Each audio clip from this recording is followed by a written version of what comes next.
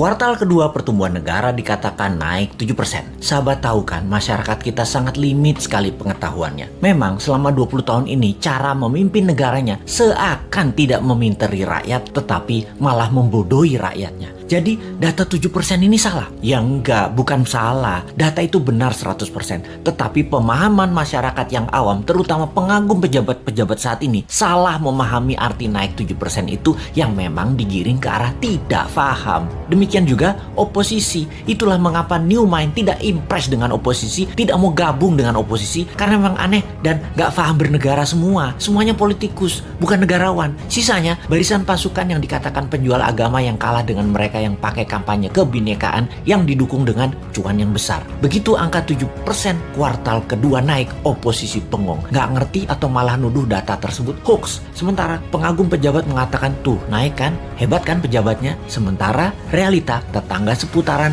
dan orang jauh sebelum PPKM sudah berat ekonominya. Sekarang lebih nggak muter lagi, nambah sekarat, butuh oksigen. Kok nggak ada yang naik? Begini melihatnya. Biar makin paham bahwa New Mind mencoba memberikan pemahaman cara cerdas bernegara. Naik 7% itu year on year. Paham? Nggak peduli. Gini kita ilustrasikan. Tahun lalu minusnya 1,9%. Tahun ini minusnya 1,7%. Naik dari minus 1,9% ke 1,7% itu naik sekian persen. Betul kan? Ya betul, naiknya begitu kira-kira. Bukan dari 1,9 minusnya total lompat plus 7%. Ya bukan begitu. Jadi data tidak salah. Cuman demi populerisme. Kayak artis gitu deh. Nggak boleh terlihat jelek. Jadi diambillah mengemasnya dari sisi positif. Itu tidak salah. Yang salah adalah pemahaman banyak orang yang terus dipolitisasi. Mangkel deh 20 tahun ini gak dewasa-dewasa juga bernegaranya. Lebih mangkel lagi, kenapa setiap masalah pejabat yang ditugaskan dia lagi.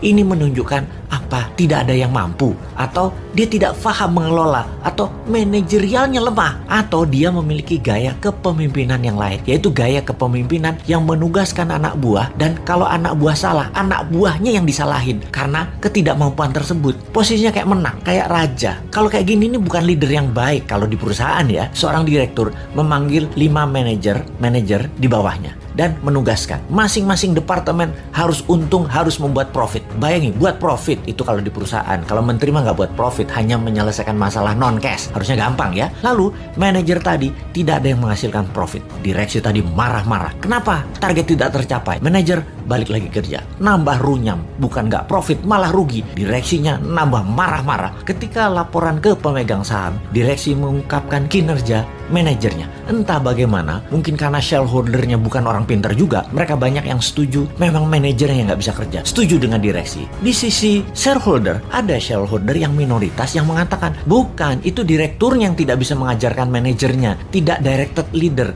tidak berpengalaman bisnis multinasional, memang dia yang tidak mampu. Malah ribut sesama pemegang saham dan berusaha membeli saham milik minoritas dengan harga murah. Lalu diusahakan yang beli adalah investor asing, dan yang minat adalah investor dari Tiongkok yang memang mitra dagang perusahaan tadi. Sudahlah, itu hanya ilustrasi, capek kita balik ke pokok awal tadi. Lalu sektor mana yang naik? Sektor yang dipegang oligarki, yang memang hanya 3% mereka itu, tapi mengendalikan 70% ekonomi. Wis, ngerti ya ilustrasinya ya? Sudah, sana berantem lagi. New Mind mah nonton aja, abis kita dianggap wong bodoh, padahal bodoh beneran.